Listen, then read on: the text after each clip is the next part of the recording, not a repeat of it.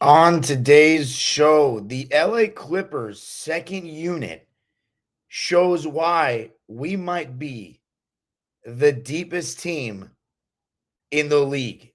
Going to be talking about it all on today's Locked On Clippers.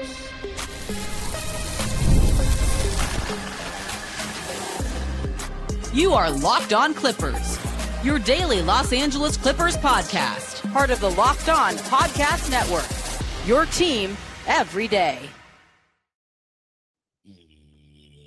Yes, sir. You were locking in with the Clips. Thank you for making Locked On Clippers the first listen of your day, your team every day. I'm your host, Darian Vaziri, born and raised in LA. Been a Clipper fan for 21 years. Been covering the team on my own YouTube channel, Dime Dropper, for 6 now, and 4 right here on the Locked On Podcast Network. Your team every day. Make sure you subscribe and hit the notification bell on the road to 8,000 subscribers, and you can listen wherever you get your podcast. This episode is brought to you by Game Time. Game Time is the best place to get great deals last minute on tickets before the start of an event. Download the Game Time app, create an account, and use code LOCKEDONNBA for $20 off your first purchase. Clipper Nation, we had a game against the Sacramento Kings in preseason on Wednesday night. It was our third game of the preseason. We won it 109-91. But as I always say, the results of preseason don't mean much.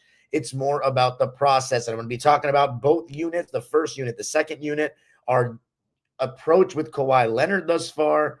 But let's get things started with what we've seen in these first two games, which is a first unit and a second unit. The first game, we had James Harden, Bogdan. So Bradley Beal has missed all 3 games, right? Recovering from that scope he got on his knee at the end of the season. He should be, according to Ty Lue, playing on Friday. So we'll see against Golden State. We'll just remain seated for that one. But instead of Brad, we had Bogey starting the first game, right? And then he got injured, had a little back injury.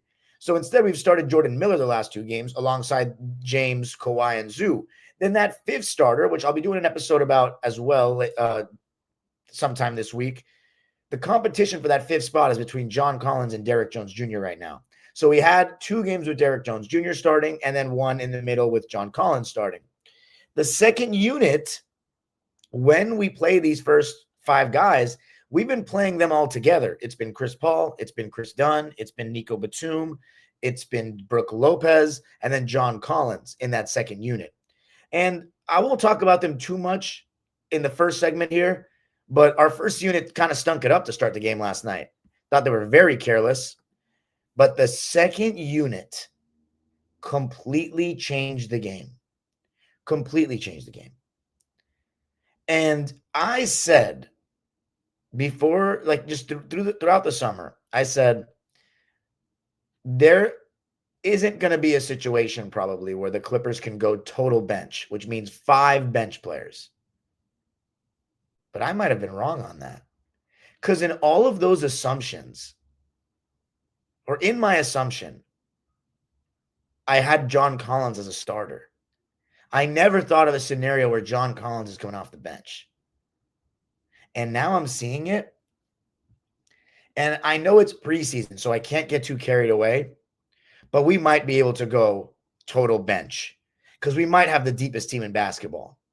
Kate Christensen, the Sacramento Kings color commentator last night, said they might be the deepest team in the NBA this season because she was seeing it firsthand. And it begins with this guy, Brook freaking Lopez. Let me tell you something about Brook Lopez. I've been one of his biggest fans in LA for over a decade. Like I've said this ad nauseum on this show, but I was pushing Brook Lopez propaganda when he was in the Brooklyn Nets, that first year in Brooklyn, my freshman year of high school, and everybody was like, dude, why do you care about Brook Lopez so much? The fact that he's actually on the Clippers now and he's still good is like a dream come true. Like I know it's Brook Lopez and we've had bigger names than him, but for me especially, it's like really special. And he's not missing. He's not missing any shots. He's draining every 3. He's taking turnarounds with one leg like he's Dirk. And I shouldn't even say like he's Dirk. He's made some of these shots, but like double team fadeaways off the glass from either block. He did that last night. I mean, and then he can protect the rim. Like, how we went out and got this guy, I don't know. Lawrence Frank absolutely killed it this offseason. He answered every single call. Every single concern was addressed, and that's been echoed by Zoo. That's been echoed by James Harden. This dude, Brook Lopez, had 16 points in 18 minutes, 4 rebounds, 1 steal, 1 block, no turnovers, was 6 for 8 from the field, and 4 of 5 from 3. 4 of 5 from 3. Are you kidding me? He's been lights out in preseason. Lights out. And there's the, oh my God, this is so cool part of it all. But then there's we have not had a pick and pop big like this. I don't count Ibaka. I don't count him because he got injured right away. We have legit not had someone like this since Mo Buckets? JaMychal Green? He's not really a center. It's truly an amazing feeling. Like, we might have up there with Dallas, I'd say, maybe the best center rotation in basketball. Brook Lopez, he's so cash. He's like, it's like laughable, the shots he's making right now. I hope he carries that into the season because it's ridiculous. And the guy that's setting it all up, Chris Paul. I was just in awe last night. I'm like, Chris is still so damn good. He still has such command of the game. He makes all the right reads in pick and roll. And having him back on the team every night, you just remember how amazing of a passer he was, or he is. Like, he's truly one of the best passers that has ever played. And it's his ball security. You know what I mean? He's always been the king of taking care of the ball. Last night, 10 assists, 1 turnover. Like, 8 points, 10 assists, 1 steal, 1 turnover on 50% shooting and 50% from 3. 3 for 6 from the field, 2 for 4 from 3 in 18 minutes. I mean, every pass you can think of, in pick and roll, swinging to the corner shooter. That lob he threw to John Collins, I fully thought he overthrew him. But because he knows how high John Collins can get, it was pinpoint. And it was like beyond the 3-point line, like feet beyond the 3-point line. He's just so seasoned at this point. He still has such an amazing handle. He can still weave and get where he wants to on the court, and his IQ in passing doesn't leave. I mean, it's amazing what he still can do. Like, I never thought with all the injuries he got as a Clipper the first time around that he'd still be playing 21 years in and still be good 21 years in. Like, everyone talks about how old we are, and I tweeted this last night. We might be the unction, but we got some damn good unks. Chris Paul and Brook Lopez are damn good still. Like, and I think the most satisfying part about last night is we had Brook Lopez playing against Drew Eubanks. And there was a sequence I posted where Drew Eubanks misses a 3. Brook Lopez gets in the post against him and shoots a turnaround right over his head and banks it in. It's like, wow. Like, we went from Drew Eubanks to Brook Lopez. We went from Hobo Junction to the Taj Mahal. We went from Kevin Porter to CP3. It doesn't matter how much older we got. We got better because Chris Paul is still like that. Like, it's amazing. It's truly amazing that he's still that good. And the thing is, when I say we can go total bench, what makes it different, I said, it would just be Chris Paul, Brook Lopez pick and pop with Derrick Jones Jr. and Chris Dunn off the bench, and that's not going to be good spacing. Take away one of those guys, replace him with John Collins. Now you have a guy you can dump it down to. Now you have another guy that's a pick and roll threat. Now you have another guy that's a pick and pop threat. Now you have another guy that you can, ask to get his own shot. And one thing I still loved about Chris Paul was no matter what the pick and roll coverage was that the defense was in, he, as always, just knows exactly what to do. Drop coverage, let me get to my mid-range. Blitz me, I'll make that pass over the top. Drop coverage and they take away my jumper, pocket pass over to the roller. And now you have Brook Lopez and him combining for those pick and pops where he's just driving right behind his back pass, and Brook Lopez is popping a three. And then when they switch, I love how we miss this vocal leadership so much. We miss that raw personality so much. It's just a perfect situation for Chris to come into. And he's never quite, and just to make my point on that, like on a switch, right? He sees that Brook Lopez has a mismatch. He tells whoever's in the vicinity to get out of the way so he can throw it up to that guy. Like you can clearly see him commanding everything. And with Golden State, it was the only other time he was coming off the bench. He was playing in a totally different offense. Yes, he got some opportunities to run his pick and roll, to do his thing, but he's playing in an unconventional offense that makes him move and screen a lot more than he's used to. Now, he's never truly been given the keys to a second unit like this, where it's like, hey, Chris, run the show completely, run your pick and roll game, and just cook second units. And I think he can do that. Like, I think the reason why we can go total bench is because of Chris Paul, mainly, but also because John Collins. Adding John Collins. If we had two non-shooters out there and all they would do is take away Chris Paul and Brook Lopez and make Chris Dunn and Derrick Jones Jr. beat us, that would be a little more concerning. But if you have John Collins in there, it just opens up so much. So I think we should stick with this second unit. Start Derrick Jones Jr. We can still play Kawhi Leonard with John Collins as the game goes on. So if you're worried about him playing like the 4 or whatever.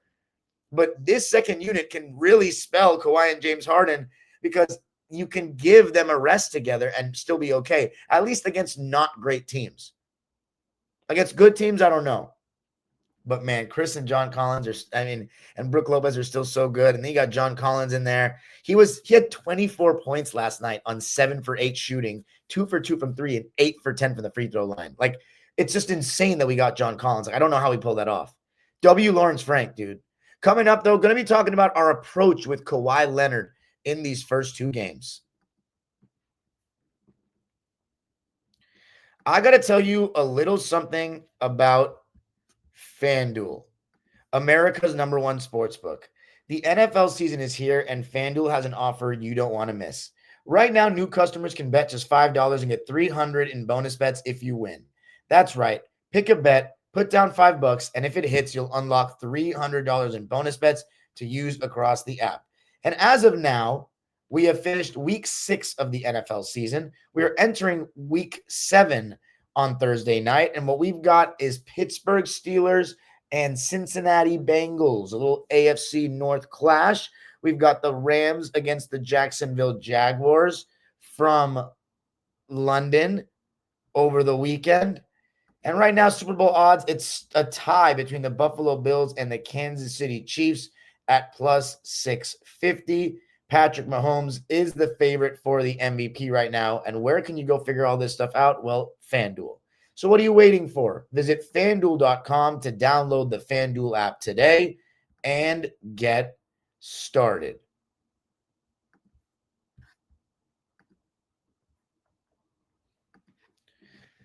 All right, ladies and gentlemen. So talking about that Clippers second unit that took us from being down 16-10 and blew the game open. And by the time the starters came back in, we were up by damn near 20 points. To be exact, when Kawhi Leonard came back into the game, it was in the second quarter. By the way, Chris Paul had that beautiful 3-ball at the buzzer at the end of the first quarter. We went on a 16-2 run with the second unit in the game. Kawhi Leonard came in for Nicholas Batum 33 seconds into the second quarter when we were already up by 9. And by the time, the rest of the starters came back in, I'm talking Derrick Jones, James Harden, we were up 19 points already, 43-24. So you're talking about a 25-point turnaround where we outscored them 33-8 with that second unit. So one thing that's been very evident in terms of the way we have approached the Kawhi Leonard thing so far is in the first quarter, we haven't really played through him like that. And then when he comes back in during that second stint, that's when we really get going or get him going. Like we really start playing through him. We start getting much more intentional about him and what he's doing. So in the first preseason game, Kawhi actually shot 5 shots in the first quarter. and 5 shots in the second quarter. But it just felt a lot more intentional, right? And then in the second game against the Denver Nuggets, in the first quarter, Kawhi Leonard shot a total of 3 shots, right? In the second quarter, he shot 1, 2, 3, 4, 5, 6, 7, 8 shots. So as you can see, totally checks out on the eye test. Then we go to last night, right? And it was another approach where I was like, Kawhi has shot, I think, twice. I think it only shot twice in the first quarter. Let me just fact check that. 3 shots in the first quarter. And in the second quarter, 1, 2, 3, 4, 5, 6, 7, 8. So there you go. It's been a very deliberate thing that we've gotten Kawhi going more in the second quarter. Now, I want you guys to tell me what you think of that. Because the strategy there is let other guys get going. Let James Harden and Zubac open up their game. And then Kawhi Leonard can always get going later. We also want to preserve his legs for this, for the end of the game. My only thing about it is, I've said in the summer, like, I want us to get games started by getting Kawhi Leonard involved, getting him going, getting him in rhythm. It depends what works. If this works, it's fine with me. I trust the coaching staff in the beginning of the season before we have any sample sizes of data or anything.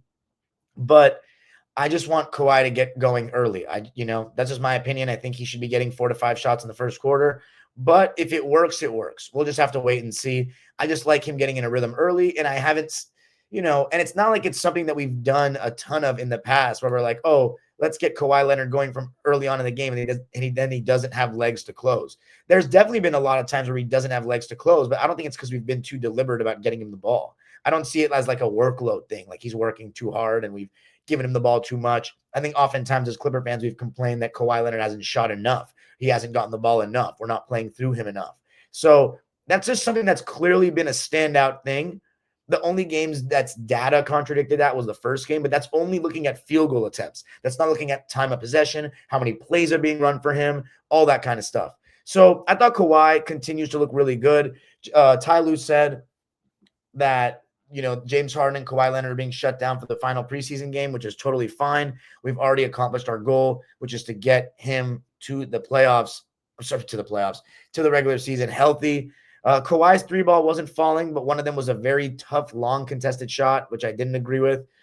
He was 0 for 4 from 3, 5 for 5 from the free throw line last night. So I liked how aggressive he was. Zach LaVine at times was guarding him, and he just could not guard him without fouling at all in that second quarter, especially. But 5 for 5 from the line, 5 for 13 from the field. If you take away the threes, he was 5 for 9 from 2. He had 15 points, 2 rebounds, 2 assists, a block, and a turnover in 27 minutes. I think Kawhi Leonard looks really good right now. I think it's the most under-talked about part of, what people from the outside are saying about the Clippers. There obviously a lot of people are ignoring the additions we made, but now that we're starting to play, I've seen some tweets from like people that I follow that are a lot more like knowledgeable, and they're like, whoa, like the Clippers are like kind of being slept on. Like they actually have a lot of depth. They went out and addressed some of their key concerns. Kawhi's healthy. Like this is going to be a good team, a team that people are underestimating. So as I said, we're going to just have to wait and let them find out, because the reality is we were the 5th best team in the West last year, tied record-wise with the 3rd-seeded Lakers and the 4th-seeded Nuggets. We didn't have a backup center. We didn't have a backup point guard that was better than Ben Simmons or KPJ. And we didn't have our best player for 45 games of the season, and we still had 50 wins. You're adding Brook Lopez and replacing Mo Bamba. Mo Bamba Clot is being replaced by Brook Lopez. Drew Eubanks is being replaced by Brook Lopez. Ben Simmons is being replaced by CP3. And then, of course, Norman Powell. So we haven't even seen Brad Beal yet. That's the scary part. But that second quarter strategy with Kawhi is interesting. But this Clipper team, I'm not making any big statements, but I just was watching that game last night, and I'm like, we got to win a series this year. Like, this team is way too good to not win a series. Now, the question is, where does this Clipper team stack up amongst other Clipper teams on paper? And we can't say how they actually stack up yet in terms of how good they really are because we haven't actually played the games. But in terms of on paper, that's an episode in itself, to be honest with you. But coming up, going to talk a little bit more about the first unit and just individual performances across the board, including what I thought of Derrick Jones Jr., James Harden, Ivica Zubac, and then I'm going to be chiming in on some of the young guys coming up. I got to tell you a little something about Wayfair. The holidays are going to be here before you know it, which is exciting, but getting your home ready for guests and celebrations can feel like a lot. Maybe your serveware needs a refresh, or the guest room could use new bedding. Wayfair has everything you need to get your home holiday ready. From Christmas trees and wreaths to bedding, cookware, and outdoor inflatables, it's your one-stop shop for every room in the house. Wayfair makes it easy to personalize your home for the holidays with a huge selection for every style and budget. And with free and easy delivery, even on the big stuff, you can get everything you need without the hassle of huge delivery fees. The delivery is fast and free, which is a lifesaver during a busy time of year like this one. Get organized, refreshed, and ready for the holidays for way less. Head to wayfair.com right now to shop all things home. That's WAYFAIR.com. Wayfair, every style, every home. I got to tell you a little something about Game Time. Basketball season is officially here, and nothing beats being in the arena for those opening games. You know I'll be there, but let's be real.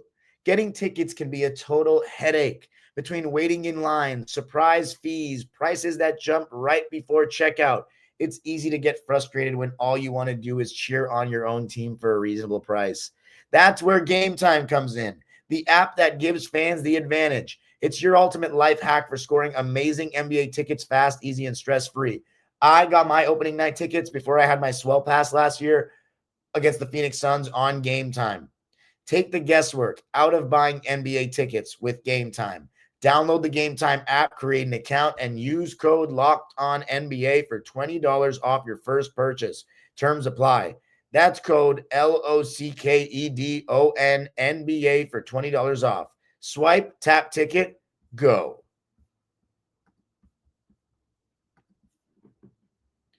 All right. So the LA Clippers winning their third preseason game, 109-91. We're now 2-1 in the preseason. The first unit, though, a little concerning. However, they don't have Bradley Beal yet. It's going to be Brad Beal instead of Jordan Miller. And I thought we were just very careless early on in the game, just kind of preseason vibes, going through the motions. James Harden was throwing very careless passes. And what about our entry passes last night? I mean, I know that's a lost art in the NBA, but we're just telegraphing them, throwing soft bounce passes. Like, dude, hard pass. Put some oomph in that thing. Outside hand or inside hand, whatever it is that's, the defender's playing, get it to that opposite hand. It was like atrocious to watch. And it wasn't just like one guy. It was Derrick Jones Jr. who threw a bad one. Kawhi Leonard who threw a bad one. James Harden who threw a bad one. And then you had, Jordan Miller missing a wide open layup in the first quarter. And Derrick Jones was just getting wiped out on screens, like completely wiped out. Although I think some of those were illegal screens on Domantas Sabonis. And he's a good screen setter, but it was just, and so we took some bad jump shots. It was not a good start to the game. So the second unit came in and cleaned all that up. And then one thing that was interesting was in the first two games, we were just not really playing some of the starters in the second half. But in this game, we did play the starters in the second half. We outscored the Kings 60-40 in the first half. And I know we wanted to see like an increase in our defense. And I think our defense was better, especially the second unit's defense. But in terms of the first unit's defense, I did not think they were that good. I think the Kings are just awful offensively. Sabonis, I don't understand. Like, I know he shot 42% from three last year on like 2 attempts, but he's not a good shooter. Like, I'm not convinced that that guy's a good shooter at all. In the beginning of the game, we're letting him shoot threes, and he's 0 for 3, missing a wide open 3 off the side of the backboard. It's like some people just aren't built to shoot threes. Some people just cannot shoot. Sabonis is probably one of those guys. So this effort to space the floor for DeRozan and for Levine and for Westbrook when he arrives, like Sabonis shooting threes, I just don't think that's going to work. And then like They just don't have spacing. Like, they just don't have shooters. You don't have Keegan Murray. Their offense is not very good. It's DeRozan and it's Zach LaVine. And so a little bit in Sabonis. So I don't know. I'm still not too impressed with our defense. But the second unit, I mean, what makes it great having Nico and Chris Dunn out there is that Chris Paul doesn't have to guard quicker guards. Because the thing about Chris is he's never going to not try on defense. He's always going to at least put in the effort. He's just not as quick as he used to be. But when you have Chris Dunn out there, just, flying into the passing lanes and getting interceptions like he was getting last night, and then you have Nico Batum's length and versatility, and then John Collins' size and versatility, and then Brook Lopez protecting the rim, you now have Chris Paul as essentially maybe your worst defender of the five. And that's not a bad defensive unit if Chris Paul is your worst defender of the five. So I thought the bench did a pretty good job. The starters, I mean, Harden got going in the third quarter. I thought he was taking a lot of jumpers and settling and just gambling on defense. But then after he hit this mid-range and drop coverage, he got going. He hit Nick Clifford, the rookie, with a little classic Harden ISO, tween, get the bump, put it up, and one. And Sabonis' drop coverage was just getting crushed. I thought Zubac made some really good reads out of the roll, realizing that, teams are going to start respecting my little push shot on the roll. So they're going to send over that third defender. And now I have to make that extra swing to the corner. And he found Derrick Jones Jr. for a wide open three. And then Jordan Miller, he had a tough start to the game because, this is some of Jordan Miller's first experience playing real minutes with starting lineups in any games that, I wouldn't say preseason matters, but it's preseason for everyone. And you're playing against the starting unit from the other team, which is a higher level of competition than the G League, than garbage time minutes, than being the 10th man that's playing only because a bench player is out. It's totally different. So there's a little bit of pressure on him as well, probably that he feels internally. But finally, he hit a three on a Zubac kick. He had a nice ball denial on Zach LaVine that forced a turnover, and he had a putback dunk. So it ended up being pretty good from Jordan Miller, who finished with 7 points and 5 rebounds and no turnovers on 2 for 4 shooting. That three was his only three-point attempt, and he made both of his free throws in 16 minutes. James Harden was 0 for 6 from 3. It was just a lot of settling, in my opinion, from him. 4 of 4, though, from 2. Funny enough for James Harden. He had 8 points, 3 rebounds, 3 assists, 1 steal, 3 turnovers in 23 minutes of play. That concludes his preseason campaign. And one thing we've already seen it for a year, but seeing it for year 2 has been awesome as well. The connection between James Harden and Derrick Jones Jr. Derrick does such a good job of running the floor off of a miss, off of a rebound, off of a steal. James Harden threw this one past him, alley-oop pass, and Derrick Jones caught it for a layup from so far. James Harden's pass was so far. It was an incredible play. And it's just Harden has the ability, he's not going to want to sprint down the court and run a fast break like he's Magic Johnson or something. But what he will do really, really well is his outlet passes and his hit-ahead passes are just pinpoint. And when Derrick Jones Jr. is flying down the court like that, I mean, it makes things very easy. And Kawhi, I thought in the third quarter, showed some really good stuff defensively, both on and off ball. And it's great to see Kawhi Leonard just being healthy. I mean, I don't know what else to say about it. And having Derrick Jones Jr. out there, with Zubac, it gives Kawhi Leonard some more protection defensively in terms of he doesn't have to guard any good players. We also had this one possession where it was the second unit, but Brook Lopez and Chris Paul ran a pick and roll. There was a switch. Chris Paul got it to Brook Lopez. Actually, no, what they did was they fronted Brook Lopez in the post. Nicholas Batum flashed the foul line for high-low action, throws the lob pass to Brook. They double team. He swings it to the corner. They swing it to the wing, and an extra pass is made. And I'm pretty sure John Collins made a three. It was one of the best possessions you could possibly have at a basketball game. It was everybody touching the ball. You get the ball to both sides of the half court. You feed the double team. You feed the mismatch that leads to a double team.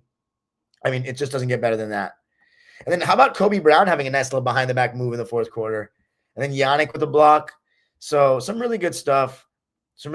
Derrick Jones Jr. had 12 points on 5 for 10 shooting, 1 for 4 from 3, and 1 for 3 from the foul line. So the only concern is the shooting there. But with Bradley Beal, it's going to be better. Quieter game for Zubac in terms of scoring. He only had 4 points and didn't shoot well. He was 2 for 6. He had some, jump hooks that didn't go in for him. But 8 rebounds, 4 assists, a lot of those in the short roll or in those roll situations.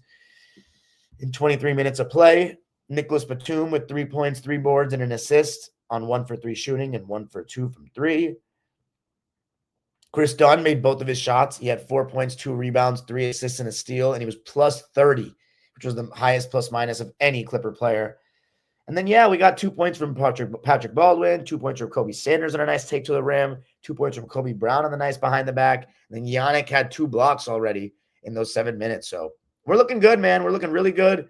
109-91. We got the Warriors on Friday, but that second unit might be able to play together all at once. Chris Paul is still that good. Brook Lopez is insane. I love that guy. We got a damn good team. What's our record prediction? What are we going to finish? That's how we got more episodes to make, ladies and gentlemen. So you can follow me on Twitter and Instagram at DimeDropperPod. Subscribe to my own YouTube channel, Dime Dropper, for even more NBA, LA Clipper, LA Sports, and NBA content. And Locked On Clippers is free and available wherever you get your podcasts, including YouTube. Let me know what you think. Make sure you subscribe and hit the notification bell on the road to 8,000 subscribers. And, of course, you can listen wherever you get your podcasts. The age-old proverb continues. Go Clippers.